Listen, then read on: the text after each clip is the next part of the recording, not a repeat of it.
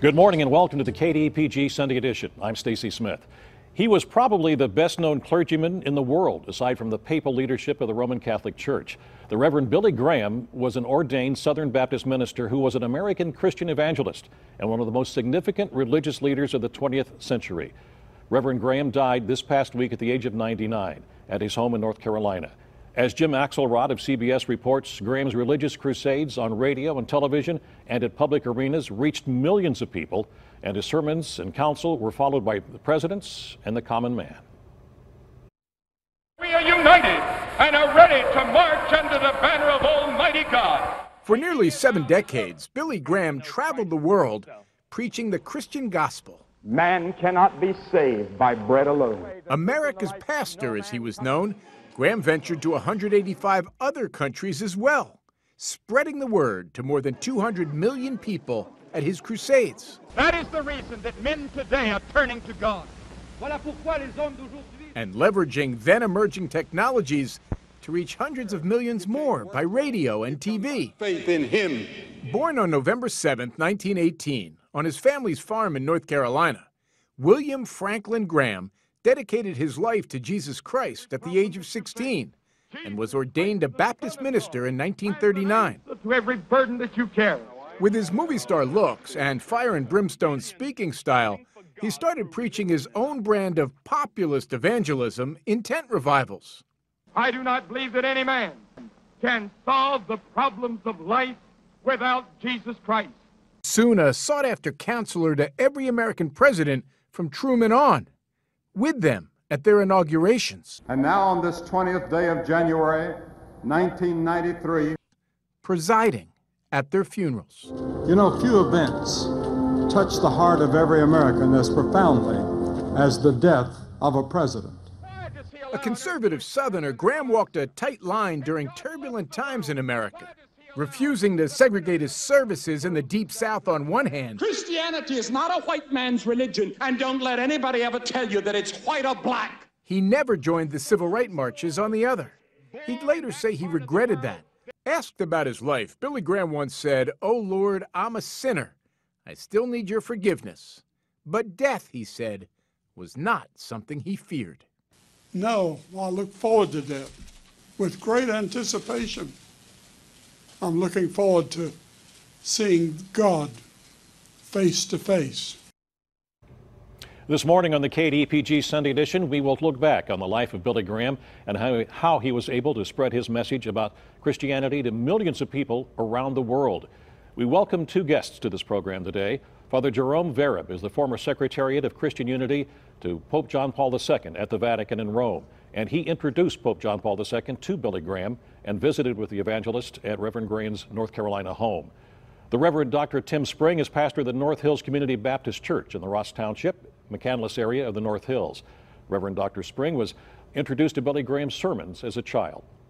David Schripp, the Pittsburgh Post-Gazette, joins us for this morning's discussion. I want to thank both of you for being with us this morning on the KDKA-TV Sunday edition.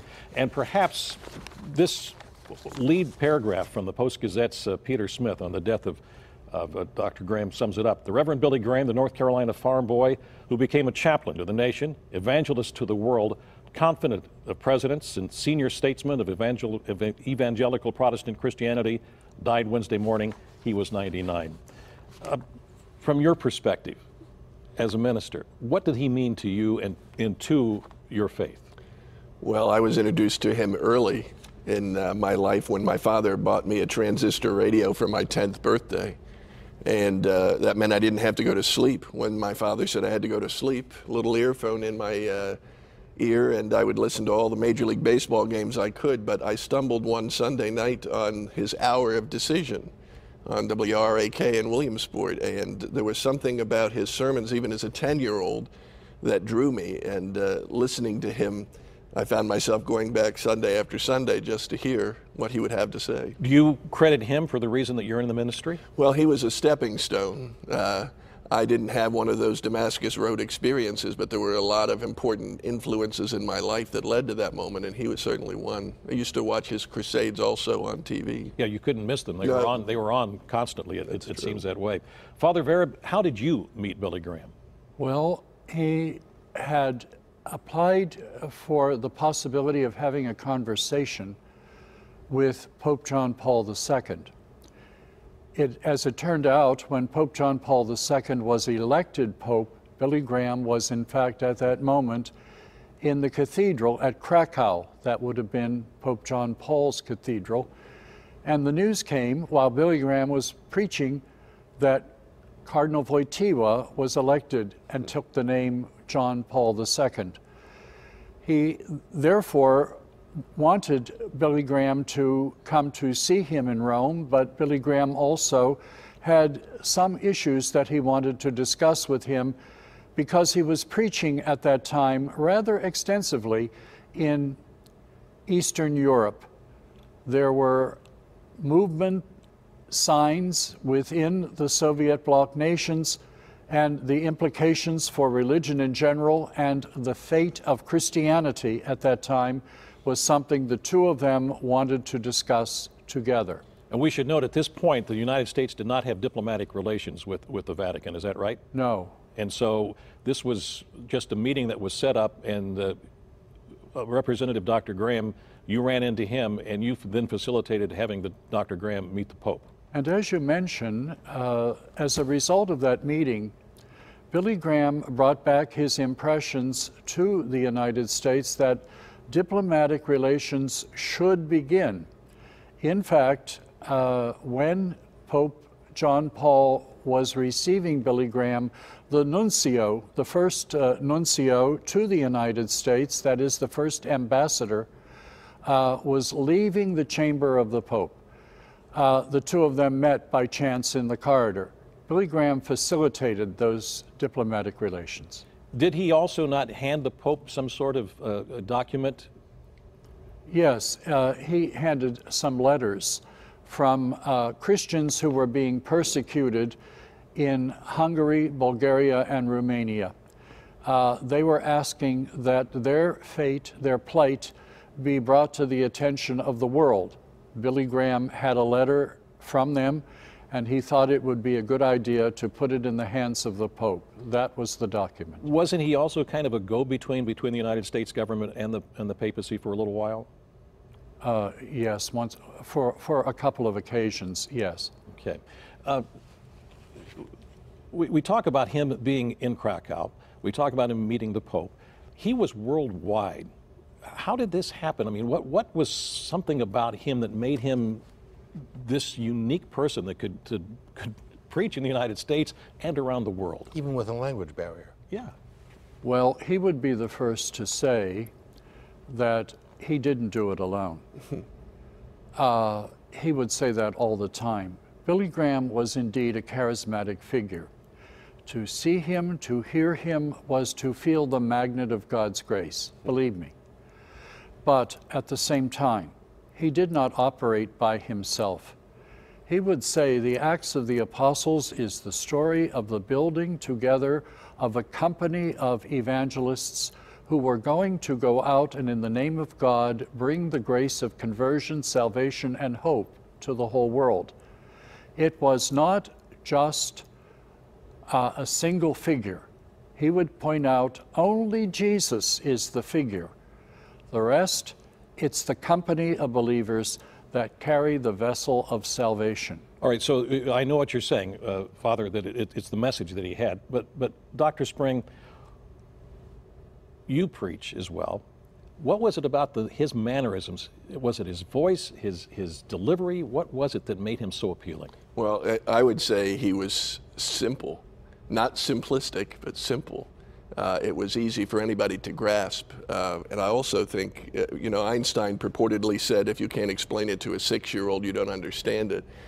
I think he was accessible to any and everybody. Cross-cultural barriers in situations. It sounded almost like he was speaking directly to you when he was talking. And cross-denominational as well, right?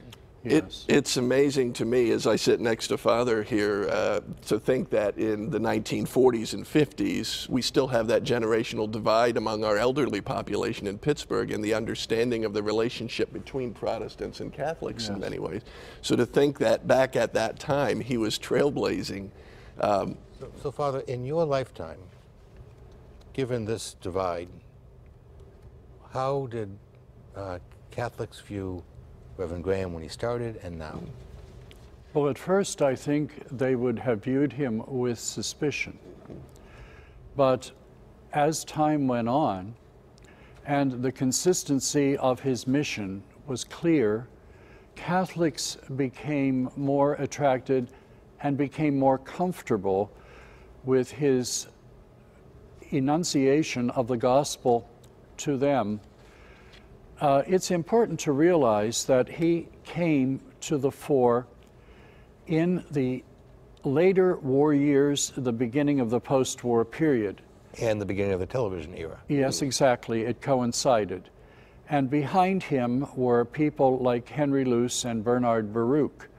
These gentlemen advised President Truman that it was important that the country remain stable, particularly with the demobilization of America's forces.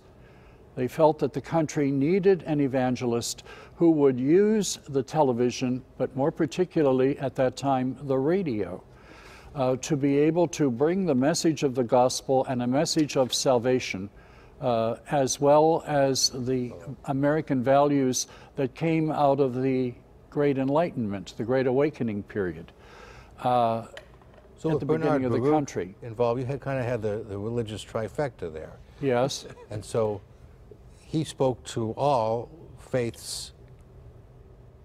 Exactly. Yeah, in fact, is from the there's an article in the Island Packet, which is the newspaper down in the lower South Carolina area, and they mentioned it this week that Graham came to Columbia hot off his 2 crusades in Los Angeles and Boston. This is in 1950, and he was an instant hit. And Baruch said to Henry Luce, "There's a young fellow down there that's not only preaching some good religion, but he's giving some good common sense as well." And that thing goes hand in hand with what you were saying, is why they wanted to promote him as such. That's right. They brought him to the attention of President Truman, who in turn endorsed these efforts to raise the religious awareness of the country. And as a result, Billy Graham had the opportunity to use the radio and the television in order to proclaim the gospel.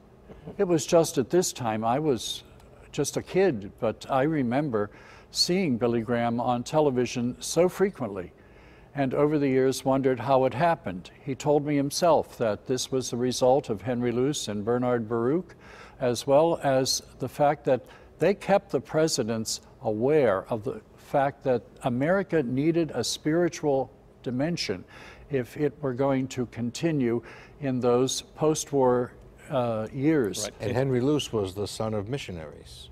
That's right, So he was. He had a special affinity for this. We have to take a very quick break, and we'll continue this discussion on the KDPG Sunday edition in just a moment.